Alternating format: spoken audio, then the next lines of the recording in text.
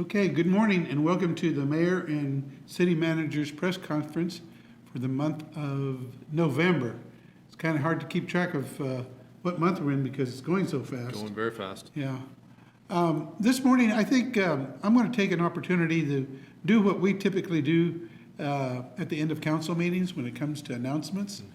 We try to take that opportunity to talk about good things that are happening in the city and encourage people to get involved with activities. And so, seeing as it just before Thanksgiving, and we don't have a council meeting for me to do that, so we're going to do that today if you will indulge me. I just want to kind of also recap a couple of things that I had the pleasure of doing this last week that I really enjoyed. One of them was being principal for a day at Chase Middle School. I think there were 32 other participants. It was a lot of fun. Did you get to do that? It was a lot of fun. What school did you get to go I to? had Jardine Middle School. Did you? I Yeah. did that once before. Yeah. That's where a grandson of mine went to. But that was really fun because the kids really get a kick out of seeing who the mayor is. I mean, you would be surprised how many of them know who the mayor is. Sometimes even more so than some of the adults I run into. But they're really tuned in, really active group over there. The teachers were extremely helpful, and it really encourages me every time I go into one of USD 501 schools because the atmosphere is just so energizing, and it's obvious that the students really enjoy being back in person in class. Let's hope it stays that way for a long, long time. So I want to thank USD 501 and Dr. Anderson for the invitation, and on behalf of everyone else who participated, I know they enjoyed it, so I saw them out at different schools. Another thing that I participated in is the Shawnee County's reentry simulation program. I don't know if many people know about that group. It's part of MIRROR, but it was held over at the library, and it brings together a lot of the vendors and service providers for persons who are reentering the work environment and the communities after they've had some difficulties or been away for a while. And it really shows that the community cares, that they want to make sure that people are successful once they come into the community and bring all those resources together. One suggestion I had is that, and I don't know if they'll take me up on that, Jessica Goodman, I said, most of the people in here already know the story that we're telling. It'd be nice to have a simulation program like that you would intersperse it with maybe food vendors, other retailers, or other service providers in the community who are not directly involved with providing those services. So they hear the backstory of a lot of these people who are going through this situation and trying to get back on their feet here in Topeka. So I appreciate all the work that Jessica and that group is doing. It's an eye-opening experience to see a lot of the lines that form up real quick. The one thing that I noticed right off the bat is that these participants who know everything about how to get reconnected, they all got jammed up in trying to get some of the information that they needed. The first one right off the bat is getting an identification. You don't have that right off the bat, it stops you right in your tracks. And there was a long line, so it really re-illustrates the need to have those resources in place. So I was glad I had the chance to do that. Another was graduation of the, I think it's the 6th, Latino Leadership Collaborative. They have now up to almost 80, I think, alumni and participants in that. It's a smaller group and not many people know about it, but it was something initiated some time ago with 3 entities, El Centro, Mana, and LULAC, to bring together aspiring young Latinos in our community who seek leadership roles. And that has really been a successful program. And honestly, when I sit on other boards and people ask about, who can you recommend for their committees and boards, I look to this group and look to other groups that are providing leadership to young adults, because I think that is a good place to plant the seed of leadership and involvement in our community. So again, I appreciate that opportunity to do that. It's something else that's going on in our city that's positive, and that some people don't get a chance to interact with, so I wanted to bring it out so people will know about it. Now, I'll get on to a couple of things. The biggest fun I had was I went to go to B&B Theaters with 200 kids from Boys and Girls Club. That was crazy. I walked into that lobby and those kids were just all fired up and excited. And I have to thank Walmart, our partners at Walmart and Coca-Cola, and the 2030 Club for providing a lot of the financial funding and organization of bringing all those kids together. Herding cats, but I got to tell you, Dawn Williams and her staff, they do a great job of moving those kids, getting their attention and getting them to respond. And they gave them treat bags. They walked into the theater with food to eat and drinks. And I got a chance to just speak a few words because I know I didn't want to take too long because I was between them and the movie. So I just asked them what movie they were going to see, and 200 and plus started screaming and hollering, "Wakanda forever." And it's great to have a theater that collaborates with other corporate partners in our community that provides that opportunity. A lot of those kids in there have never been to that side of town or ever been in that theater. Right. So having that opportunity presented by community partners is just heartwarming, especially any time of year, but especially this time of year. So that was the most fun I had recently. I want to talk on a couple of things that are also seasonal. We all know that Salvation Army has its Red Kettle program going, and they have them out across the community. I would ask everybody to give some real consideration when they're out doing all their shopping, and I do the same thing.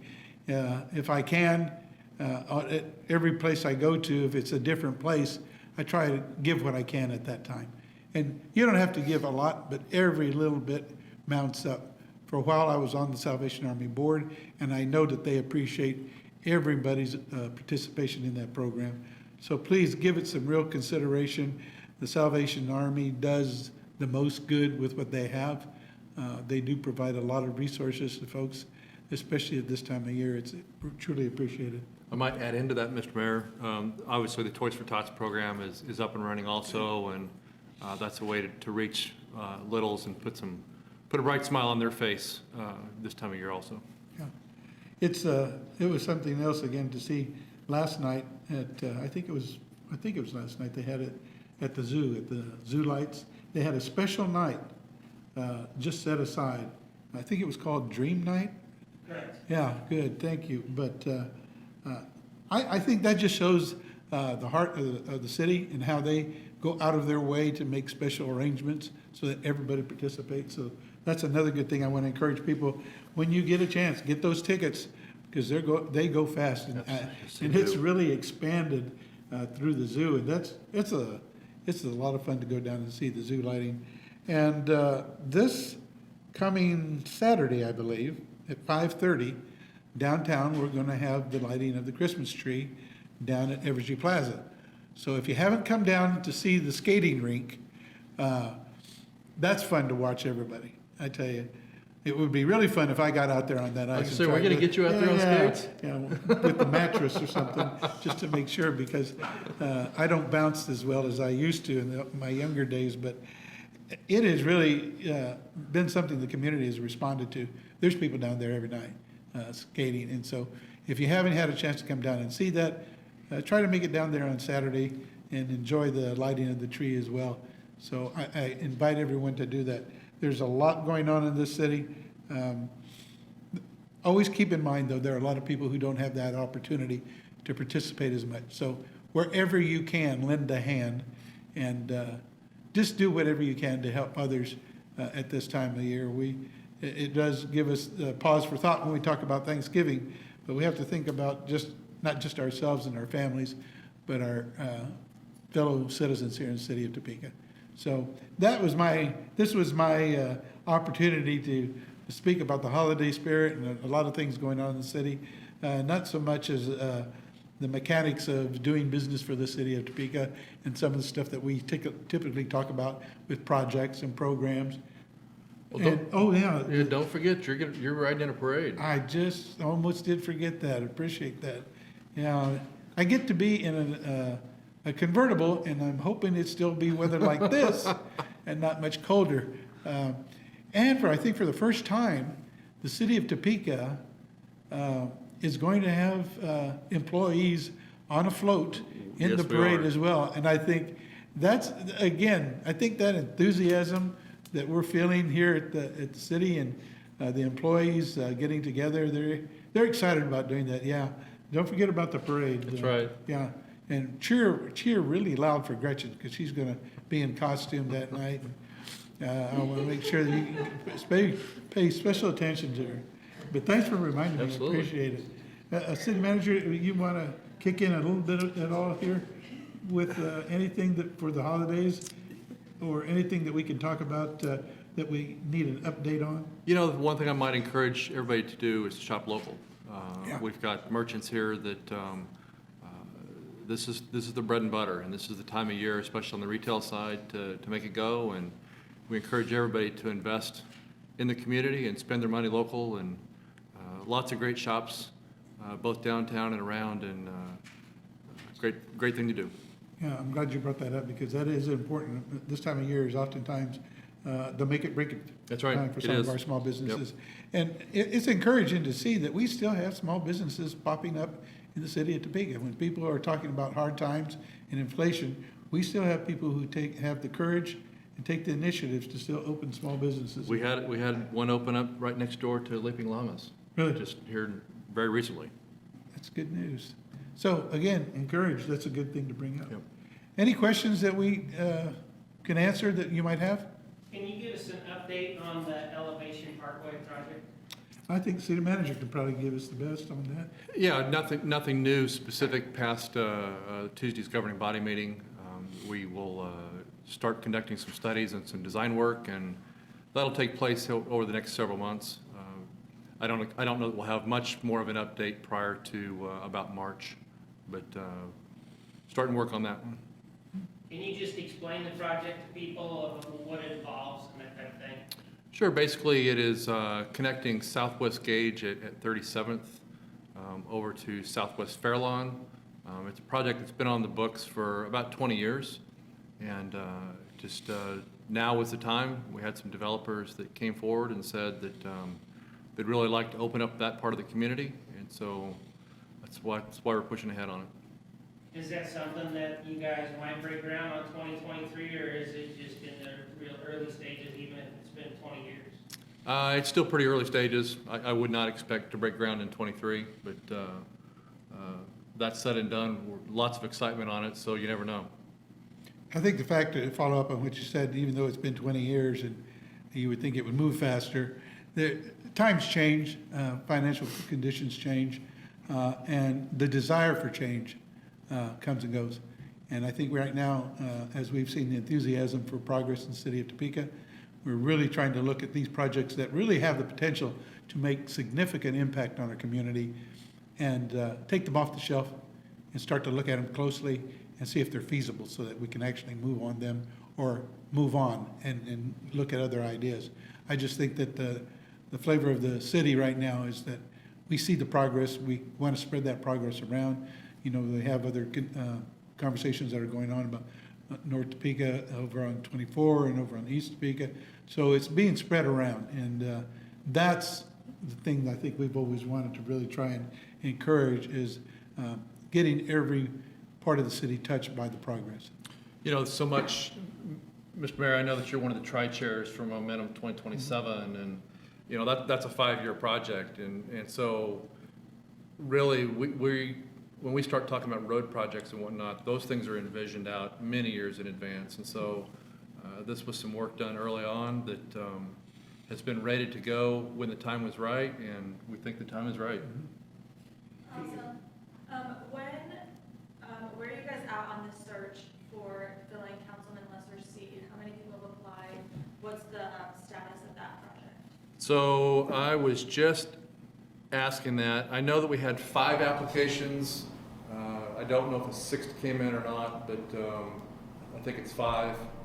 Deadline was last night at 5 o'clock, so Those applications are going up online, so the public can see them. And then on December the 6th, Mr. Mayor, you guys will, the council will conduct interviews with those applicants.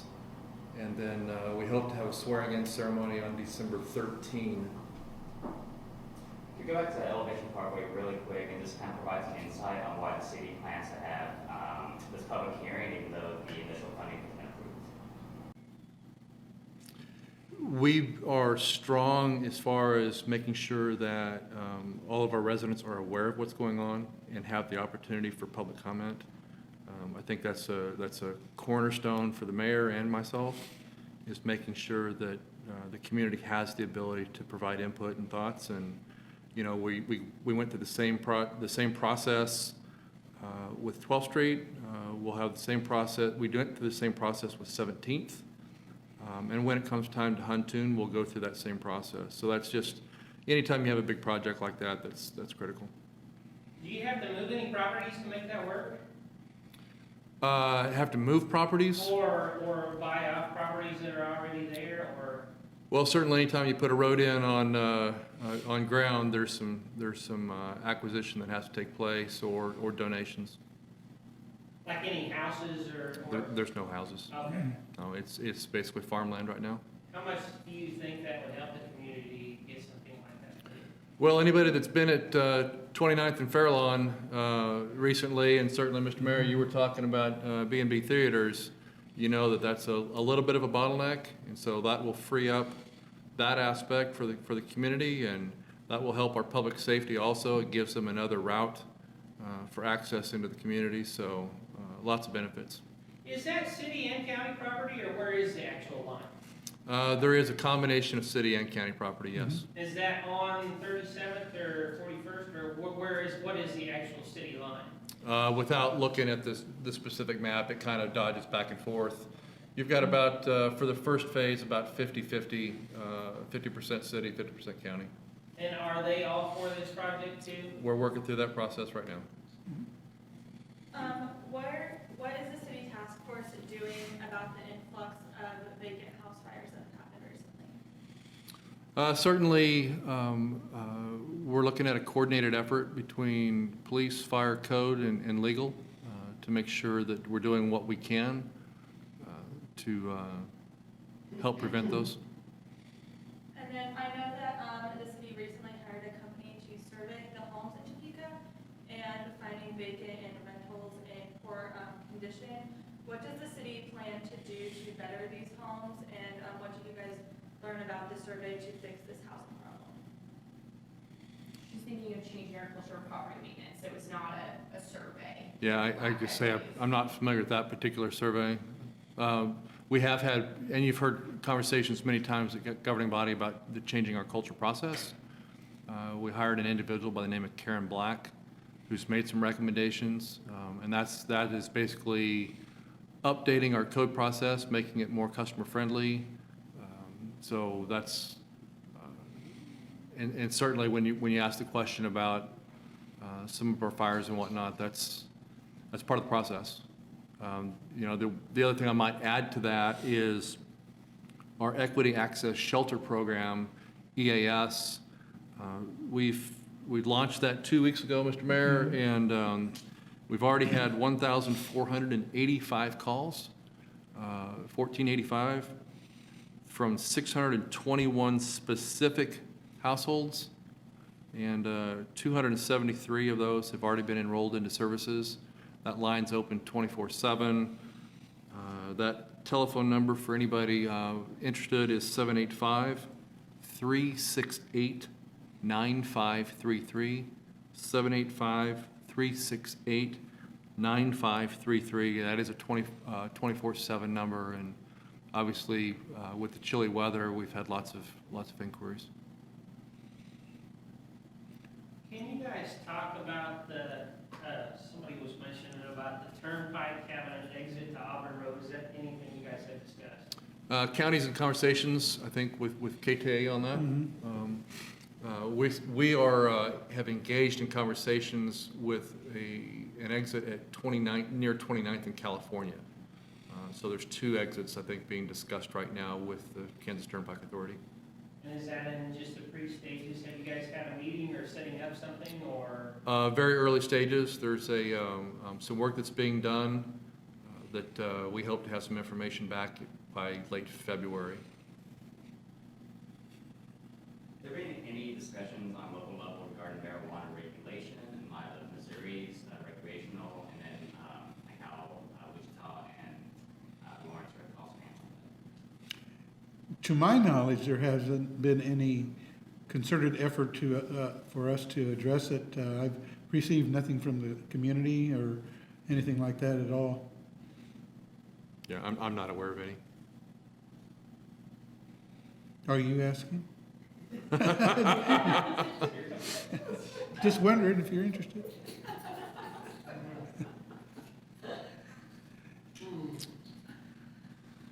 Anything else? Well, I thank you for showing up and coming here today, and I, again, want to reiterate that this is a good time of the year. Topeka has been experiencing some good times throughout the year, but it just gets more concentrated this time of year, and I wish everybody who's watching have a safe and enjoy the holiday as you are able, and keep others in mind. And thank you. Thank you.